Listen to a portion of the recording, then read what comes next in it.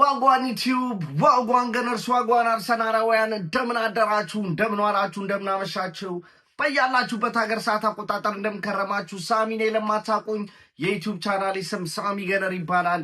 የአርሰናል ደጋፊ ከሆናችሁና ስለ አርሰናል መስማት የምትወዱ እንዲሁም የሌላ ክለብ ደጋፊዎች ሆናችሁ ስለ አርሰናል መስማት እንፈልጋለን የምትሉ ምን ጠብቃላችሁ? አሁኑኑ ሰብስክራይብ በማድረግ የዩቲዩብ ቻናሌ ቤተሰብ መሆን ትችላላችሁ። ነባሮች ላይክ፣ ሼር፣ ኮመንት ላይ ሀሳብ አስተያየታችሁን በመስጠት ዩቲዩብ ቻናላችንን ሞቅ ደመቅ እንድታደርጉ አስል በአክብሮት እጠይቃለሁ።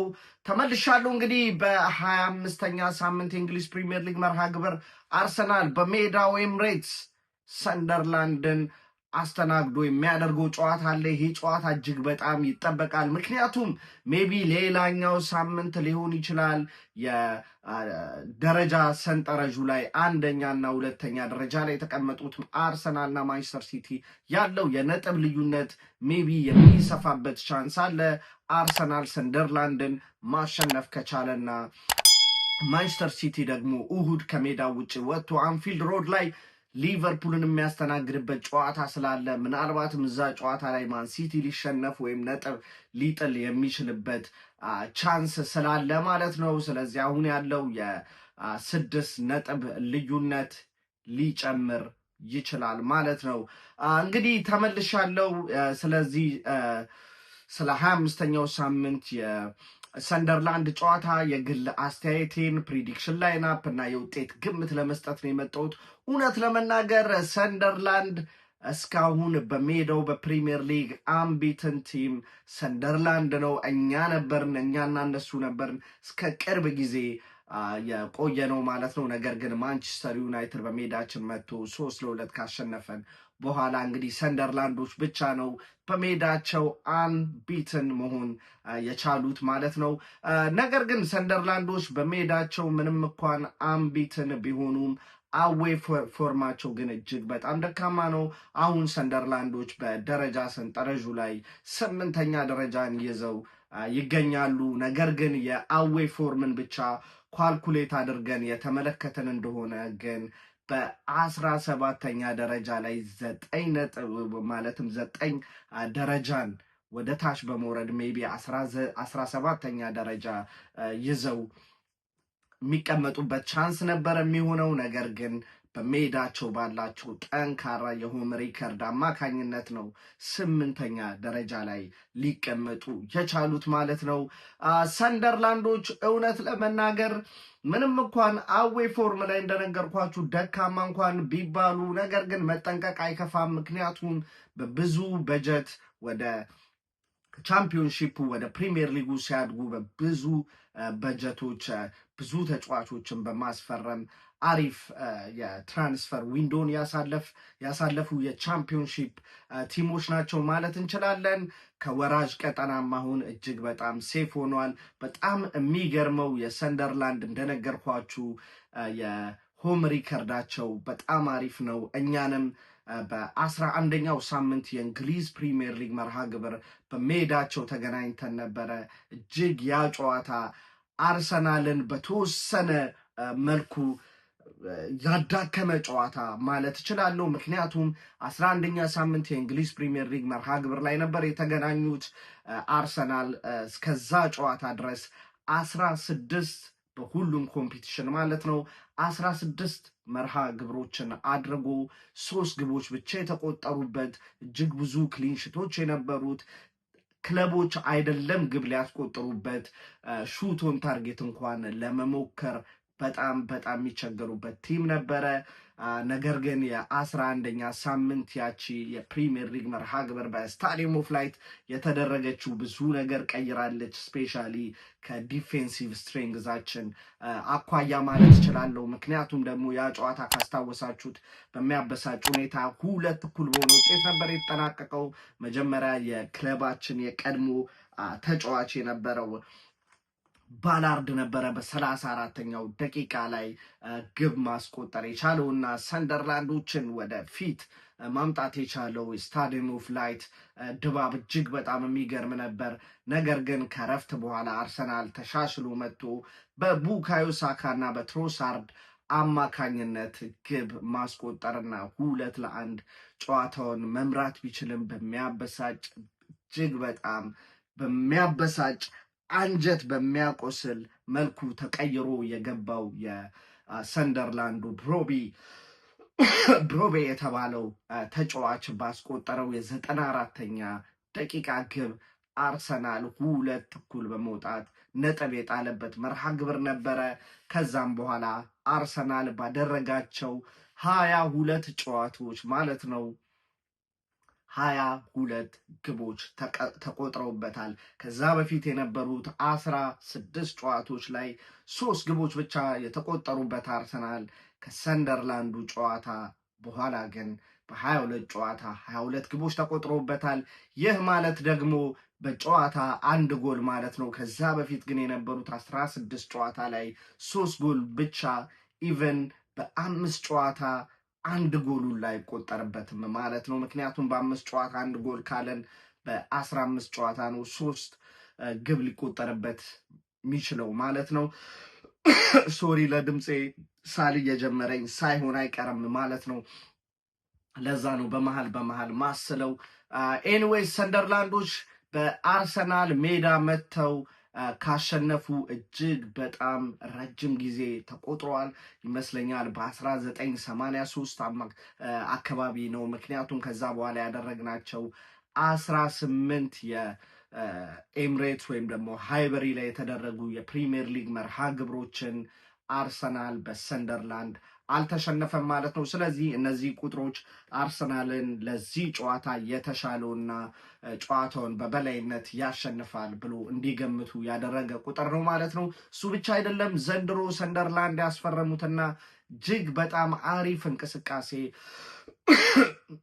እያደረገላቸው የሚገኝ የነበረው የቀድሞ መድፈኛ ግራኒት ዣካ እዚህ ጨዋታ ላይ በቁርጭምጭሚት ጉዳት እንደማይሰለፍ እንግዲህ እየተነገረ ይገኛል። ምናልባትም ከዚህም በኋላ 2 ሳምንት 3 ሳምንት ከሜዳ እንደሚርቅ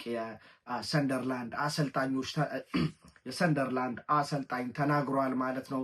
ይሄ ደግሞ ለአርሰናል እጅግ በጣም የተሻለው ሌላኛው ጥሩ ዜና ነው። ምንም እንኳን የቀድሞ ተጫዋቻችን ወደ ኤምሬትስ መጥቶ ጥሩ አቀባበል እንድናደርግለት ብንጠብቅም ነገር ግን በጉዳት ምክንያት እዚህ ጨዋታ ላይ የማይሰለፍ ተጫዋች ነው ማለት ነው። ሌላኛው ነገር የሰንደርላንድ ቁጥርን የተመለከትን እንደሆነ የሰንደርላንድ ኤክስጂቲ ተመልክተን የደረጃ ሰንጠረዡን አሁንም እንስራ ካልን ሰንደርላንድ 18ኛ ደረጃ ነው እንጂ 8ኛ ደረጃ ላይ ባልተቀመጠ ነበር ማለት ነው። ይሄ ደግሞ ምን ይነግራችኋል? ሰንደርላንድ ማስቆጠር ከሚጠበቅበት ጎል በላይ ያስቆጠረ ነው ማለት ነው። ስለዚህ በዚህም ረገድ ሰንደርላንድ ላይ የተወሰነ ጥንቃቄ ማድረግ አለብን ብዬ አስባለሁ። አርሰናል እንደነገርኳችሁ ነው ከነዛ 3 የተካዜ የፕሪሚየር ሊግ ጨዋታዎች በኋላ ትንሽ በእነዚህ 3 አንድ የቻምፒዮንስ ሊግ፣ አንድ የካራቦ እና አንድ የፕሪሚየር ሊግ መርሃ ግብር አማካኝነት ትንሽ አንገቱን ቀና ለማድረግ ችሏል። ኤቭሪዋን ስለ አርሰናል ነው የሚያወራው፣ ስለ አርሰናል ጥንካሬ ሲዝኑን 4 ዋንጫ ይዞ ሊያጠናቅቅ ይችላል የሚልም የተወሰኑ ዲቤቶች አሁን እየጀመሩ ነው። እንደ ዜናነት አንጠለውም። ነገር ግን አሁን ፎከስ እኔ ማድረገው የፕሪሚየር ሊግ ዋንጫ እና የፕሪሚየር ሊግ ዋንጫ ብቻ ላይ ነው። ሆፕፉሊ ማርች 22 ከመድረሱ በፊት በነጥብ ማንቸስተር ሲቲ እርቀን ቀድመን ቻምፒዮን መሆናችንን ብናረጋግጥ ደስ ይለኛል። ምክንያቱም ያ የካራቦ ካፕ ጨዋታ የነጥብ ልዩነቱ ጠባብ ሆኖ ከተገናኘን ምናልባትም እድል ቀንቶት ሲቲ ያን ጨዋታ ካሸነፈ ሳይኮሎጂ ሺፍት ሊኖርም ይችላል የፕሪሚየር ሊጉ ላይ። ስለዚህ ማርች 22 ከምናደርገው ጨዋታ በፊት ሆፕፉሊ የአርሰናል የቤት ስራ እንጨርሳለን ብለን እናስባለን። አርሰናል የተሻለው ቲም ነው። እውነት ለመናገር ብዙ ከቀሩት ጨዋታ ላይ እጅግ በጣም ብዙ ትራብል የማያደርገው ቲም ነው። ምክንያቱም የተወሰኑ ጨዋታዎች ለንደን ላይ ነው የሚያደርገው። የለንደን ተጋጣሚዎችን ስፐርስን፣ ብሬንትፎርድን እንዲሁም ቸልሲ የመሳሰሉ ቲሞችን ያገኛል። እንዲሁም በሜዳው የሚያደርገውንም ጨዋታ እዛው በሜዳው ከለንደን ሳይወጣ የሚያደርገው ጨዋታ ስለሆነ የጉዞ ድካም የሚቀንስለት ይሆናል ማለት ነው። ከጉዳት ዜና አንጻር ደግሞ ሚካኤል ሜሪኖ የሰርጀሪ ሪኩዌስት አድርጓል። ምናልባትም ይህን ሰርጀሪ የሚያደርግ ከሆነ ሙሉ ለሙሉ ዲስ ሲዝን ላንመለከተው እንችላለን ማለት ነው። ከሱ በተረፈ ግን እውነት ለመናገር ጤናማ የሚባል አሪፍ መነቃቃት ላይ ያለ የካይ ሃቨርትዝ መምጣት የቡድኑ ስነ ልቦና ላይ ምን ያህል ስነ ልቦናዊ ብቻ ሳይሆን ታክቲካሊ ራሱ አንፕሪዲክተብል እያደረገው እንደሆነ የሚካኤል አርቴታን አርሰናል ማለት ነው። ስለዚህ አሁንም የፊታችን ቅዳሜ የምናደርገውን ጨዋታ ሰንደርላንድን በማሸነፍ እሁድ ሲቲ ሊቨርፑልን አስተናግዶ የሚያደርገው ጨዋታ ላይ ጫናውን ፕሬዠሩን ለነሱ አሁንም አሳልፈን እንሰጣለን። የቤት ስራቸውን ከተወጡ ጥሩ፣ ካልተወጡም ለእኛ እጅግ በጣም ጥሩ ይሆንልናል ማለት ነው። ይሄን ካልኩ ዘንዳ ወደ ውጤት ግምት ሲሄድ አርሰናል ይሄን ጨዋታ 3-0 በሆነ ውጤት ያሸንፋል ብዬ አስባለሁ። እጅግ በጣም ፖዘቲቭ ነኝ በዚህ በኩል። አሪፍ መነቃቃት፣ አሪፍ ነገር አይቻለው። ስፔሻሊ የሊድስ ጨዋታ ላይ የነበሩት ብዙ ነገሮች እዚህም ጨዋታ ላይ መመልከት ይፈልጋሉ ማለት ነው። ወደ ግምታዊ አሰላለፍ ስንሄድ የግብ ጠባቂ ቦታ ላይ ዳቪድ ራያን አደርገዋለሁ። ከዛም በኋላ የቀኝ የመከላከል ፉልባክ ቦታ ላይ ዩሊያን ቲምበርን አድርጌ በቀኝ የመሃል ተከላካይ ቦታ ላይ ሳሊባን ከግራ የመሃል ተከላካይ ጋብርኤል ማጋሌዝ ጋር አጣምሬ የመሃል ሜዳ ማለትም የመሃል ተከላካይ ቦታ በሁለቱ ጠንካራ የመሃል ተጫዋቾች ወደ ፕሪዲክሽን ላይንአፕ ወይም ወደ ግምታዊ አሰላለፍ ስንሄድ የግብ ጠባቂ ቦታ ላይ ዳቪድ ራያ ወደ ዲዩቲው ይመለስና ይህን ቦታ እየመራ የሚጀምር ይሆናል ማለት ነው። የቀኝ ፉልባክ ቦታ ላይ ዩሊያን ቲምበርን አደርግና የቀኝ የመከላከል መሃል ቦታ ላይ ደግሞ ዊሊያም ሳሊባን ከግራ የመከላከል መሃል ቦታ ጋብርኤል ማጋሌዝ ጋር ማሰለፍ ይሆናል። የግራ ፉልባክ ቦታ ላይ ደግሞ ሂንካፔን ማሰለፍ ይሆናል። ይሄ ምን አይነት ፐርፎርማንስ ነው! በአርሰናል ማሊያ ካደረጋቸው ጨዋታዎች የካራባኦ ካፕ ሴሚፋይናል ሁለተኛ ዙር ጨዋታ ከቸልሲ ጋር ያደረግነው ጨዋታ ላይ እጅግ በጣም ፋይቶቹ ወኔው እንዲሁም ደግሞ የመከላከል አቅሙን የተመለከትኩበት ዋነኛ ጨዋታ ምናልባትም ይህን ካፔ ካደረጋቸው በአርሰናል ማሊያ እጅግ በጣም ቤስቱ ፐርፎርማንስ ማለት እችላለሁ። በዛ አማካኝነት ይሄን ጨዋታ የመጀመር እድሉን እሰጠዋለሁ። ምክንያቱም የካላፊዮሪ ፊትነስ እስካሁን እርግጥ ስላልሆነ ማለት ነው። የመሃል ሜዳ ቦታ ላይ ደግሞ ዙቢሜንዲ እና ራይስን አደርግና የ10 ቁጥር ቦታ ላይ ደግሞ ካይ ሃቨርትዝን አሰልፋለሁ። ምክንያቱም ባለፈው እጅግ በጣም በጎ የሆነ ነገርን በሊድሱ ጨዋታ ተመልክቻለሁ። እዚህም ጨዋታ ላይ እሱን ነው መሞከር የምፈልገው። ከዛም በኋላ ከሰከንድ ሃፍ በኋላ ቀይረን ኦዴጋርድን አስገብተን ደግሞ ሌላ ታክቲካል ሺፍት ማድረግ የሚጠበቅብንና አስፈላጊ ከሆነ የምናደርግ ይሆናል ማለት ነው። የቀኝ የማጥቃት ክንፍ ቦታ ላይ ደግሞ ኖኒ ማድዌኬን አደርጋለሁ። ኖኒ ማድዌኬ ፋይናል ፕሮዳክቶቹ ላይ እየተወቀሰ ነበር። የባለፈው ግን የሊድስ ጨዋታ ላይ እሱ ማን ኦፍ ዘ ማች እንደነበረ የሚታወስ ነው። ጥሩ ክሮሶች ማድረግ ችሎ እሱ እንዲያስቆጠራትን ክሮስ ማድረግ ችሏል። እንዲሁም ኮርና እሱ ክሮስ ያደረገው የሊድሱ ግብ ጠባቂ በራሱ መረብ ላይ ያስቆጠረው ሌላኛው አስደናቂ ኳስ ነበር። ስለዚህ እዚህም ጨዋታ ላይ እሱን አስጀምራለሁ። ምክንያቱም የቡካዮ ሳካ ጉዳት እስካሁን ለሜዳ ያበቋል ብዬ ስለማላምን ማለት ነው። የግራ የማጥቃት ክንፍ ቦታ ላይ ትሮሳርድን አደርጋለሁ። ምክንያቱም ደግሞ አይ ዶንት ቲንክ ሶ ሰንደርላንድ በሃይ ላይን ወይም ደግሞ ወጥተው ለማጥቃት ይሞክራሉ ብዬ አላስብም። ይልቁንም ዲፕ ብሎክ በማድረግ አንዳንድ የካውንተር አታክ ሙከራዎችን ያደርጋሉ ብዬ ነው የምጠብቀው። ስለዚህ ግባቸው ስር ተቀምጠው መከላከል ለመረጡ ተጋጣሚዎቻችን ከማርቲኔሊ የተሻለ ትሮሳርድ ጥሩ እንቅስቃሴ ሊያደርግ ይችላል የሚል የግል እምነት ስላለኝ ማለት ነው። የ9 ቁጥር ቦታ ላይ ቪክቶር ዮኬሬዝን ማሰልፎ ይሆናል። ይሄ አሰላለፍ ካያችሁት ከፈለግን 4-3-3 ማድረግ እንችላለን።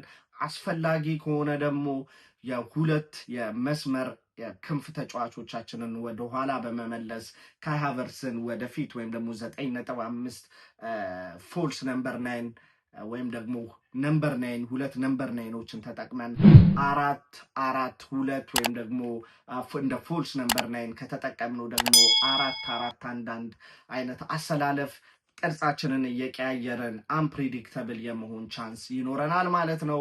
ስለዚህ ይሄን ይመስላል የኔ የውጤት ግምትም የፕሪዲክሽን ላይንአፕ የአሰላለፍ ግምቴም ይሄን ይመስላል። ይሄ ቢሆን የምትሉት ነገር ካለ ኮሜንት ሴክሽን ላይ አሳውቁኝ። ለዛሬ የነበረን የፕሪቪው ቪዲዮ ይሄን ይመስላል። ከማች ሪያክሽን ከውጤቱ በኋላ ደግሞ ነገ በሌላ ቪዲዮ እንገናኛለን።